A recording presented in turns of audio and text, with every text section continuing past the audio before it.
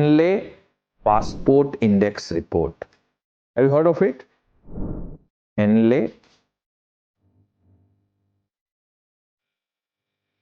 Passport Index Report 2025, right? 2025. Okay. 2025.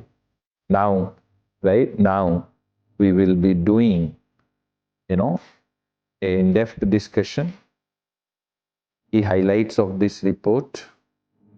Okay, key highlights of this report. Okay, now, what you should remember, annually this report is, right? Annually this report is compiled and prepared, right? Annually this report is compiled and prepared. Okay, and this report actually measures the passport strength of different countries. Passport strength of different countries. Okay, and based on assessment of, assessment evaluation of passport strength of different countries, countries are ranked. Countries are ranked. Okay, countries are ranked. Okay, and since when we are publishing this report? Since 2006, right? This report is published, but initially it was not Henley Passport Index. Abhi to HPI. This is how it is popular. Henley Passport Index. In initial years, right, it was popular with what name? HVRI.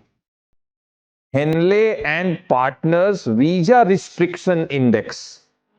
Henley, right, and Partners Visa Restriction Index. But later it was renamed as Henley Passport Index.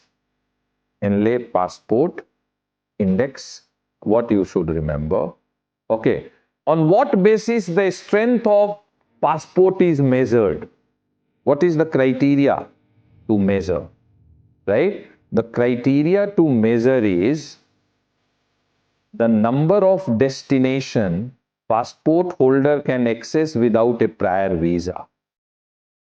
Number of destinations. Number of destinations